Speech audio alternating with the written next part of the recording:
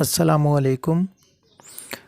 آئیے بات کرتے ہیں کہ وہ 3 ایسے کون سے اوقات ہیں جن میں قرآن پاک کی تلاوت سے منع کیا گیا ہے۔ 3 وقت ایسے ہیں جن میں قرآن پاک کی تلاوت نہیں کرنی چاہیے۔ جیسے کہ آپ بخوبی جانتے ہیں، رمضان المبارک کا پہلا عشرہ چل رہا ہے۔ اللہ پاک کا شکر ہے، اس ماہ مبارک میں کثرت سے قرآن پاک کی تلاوت کی جاتی ہے۔ یقیناً آپ بھی ان خوش نصیبوں میں شامل ہوں گے۔ کمنٹ میں بتائیے گا کہ آپ کتنے پارے پڑھ چکے ہیں۔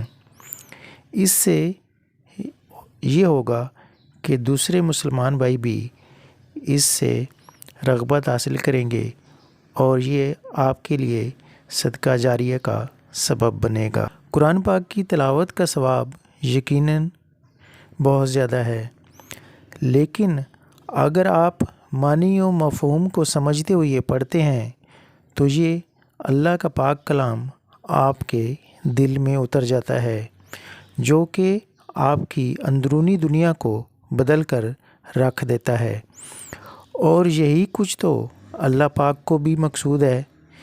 اس سے ہمیں پتہ چلے گا کہ اللہ پاک ہمیں کیا پیغام دے رہا ہے اور ہم سے کیا چاہتا ہے۔ یہاں پر یہ بات بھی غور طلب ہے، بعض بھائی معنی و مطالب تو دور کی بات، الفاظ کی ادائیگی بھی ٹھیک طریقے سے نہیں کرتے۔ بھائیوں، وہ کہتے ہیں نا کہ جس نے کی شرم اس کے پھوٹے کرم۔ آپ چاہے عمر کے کسی بھی حصے میں ہوں تو آپ کو چاہیے کہ کسی بھی صاحب علم سے رہنمائی لے کر اپنی غلطیوں کو درست کر لیں اور اچھے طریقے سے تلاوت کریں جس کا حق ہے۔ کئی لوگ ایسے بھی دیکھے گئے ہیں جو بچپن یا جوانی میں قرآن نہ پڑھ سکے، اور ان کو جب احساس ہوا تو انہوں نے بڑی عمر میں قرآن پاک پڑھنا سیکھا۔ بات کرنے کا مطلب یہ ہے کہ اس کو ہمیں اپنی ترجیحات میں شامل کرنا ہوگا۔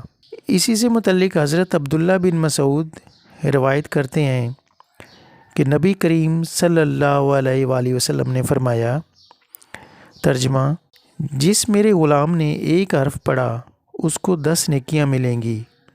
اور پھر نبی کریم آقائے دو جہان صلی اللہ علیہ وآلہ وسلم نے ایک مثال سے وضاحت کرتے ہوئے فرمایا کہ جس شخص نے صرف الف لام میم پڑھا تو اس کو 30 نیکیاں ملیں گی، کیونکہ الف لام میم 3 حروف کا مجموعہ ہے۔ بلا شبہ قرآن پاک کو دیکھنا، چومنا، سینے سے لگانا، اس کا بھی ثواب ہے، لیکن جب آپ تلاوت کرتے ہیں تو اس کا بہت زیادہ ثواب ہے، اور پھر سمجھ کر پڑھنا، یہی تو اللہ چاہتا ہے۔ اور ہمیں چاہیے کہ جب ہم تلاوت کر رہے ہوں تو اس بات کا بھی خیال رکھیں اور اپنی آواز کو کچھ مدھم رکھیں، تاکہ آپ کی آواز جو ہے، آپ کے آس پاس کوئی اگر مریض ہو یا کوئی طالب علم ہو جو اپنے مطالعے میں مصروف ہو تو اس کے لیے باعث تکلیف نہ بنے اور اس کے کام میں حرج نہ ہو، کیونکہ اللہ تعالیٰ ہمیں یہ حکم دیتا ہے کہ دوسروں کی تکلیف کا بھی خیال رکھا جائے۔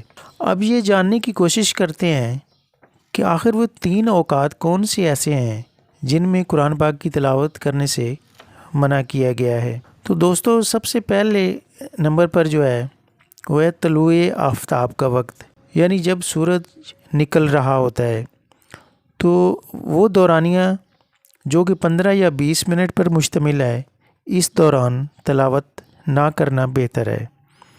دوسرے نمبر پر آتا ہے زوال کا وقت، مطلب یہ کہ جب سورج بالکل سر کے اوپر ہو، اس وقت بھی 15 یا 20 منٹ کا ٹائم تلاوت نہیں کرنی چاہیے۔ اور تیسرے نمبر پر ہے غروب آفتاب کا وقت، یعنی جب سورج غروب ہو رہا ہوتا ہے۔ سورج غروب ہونے سے 15 منٹ پہلے اور مکمل غروب آفتاب کا انتظار کرنا چاہیے، اس وقت بھی تلاوت نہ کرنا بہتر ہے۔ اب اس دوران کیا کرنا چاہیے؟ آپ کر سکتے ہیں اس وقت کلمہ طیبہ کا ذکر اور کوئی دوسرے وظائف جو آپ جانتے ہوں۔ اور یہ بات بھی قابل غور ہے کہ اگر کوئی شخص ان اوقات میں تلاوت کرتا ہے تو وہ گناہ گار تو نہ ہوگا، البتہ نہ کرنا بہتر ہے، کیونکہ یہ اوقات مکروہ میں آتے ہیں۔ اسی لیے تو ان 3 اوقات میں سجدہ کرنا منع ہے، کیونکہ یہ اوقات مکروہ کہلاتے ہیں۔ علماء کرام کے مطابق سجدہ یا تو نماز میں ہوتا ہے یا پھر سجدہ تلاوت۔ ان تمام اوقات میں سجدے سے منع کیا گیا ہے، کیونکہ دراصل جو لوگ اس دوران سجدہ کرتے ہیں وہ اصل میں سورج کی پوجا پاٹ کر رہے ہوتے ہیں۔ ان اوقات میں تلاوت سے اس لیے منع کیا گیا ہے تاکہ ان کی مشابہت نہ ہو اور ان کے اور ہمارے یعنی مسلمانوں کے درمیان جو ایک فرق ہے وہ قائم رہے۔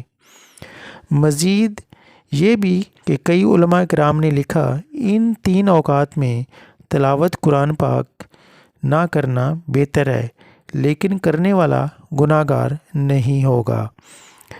یہاں یہ بات بھی قابل غور ہے کہ اگر کوئی شخص پہلے سے تلاوت کر رہا تھا اور مکروہ یعنی زوال کا وقت شروع ہو گیا تو اس دوران کوئی حرج نہیں ہے، لہٰذا بہتر یہ ہے کہ کلمہ طیبہ اور دوسرے ذکر اور وظائف کیے جائیں اور مکروہ یا زوال کے دوران تلاوت قرآن پاک سے پرہیز کیا جائے۔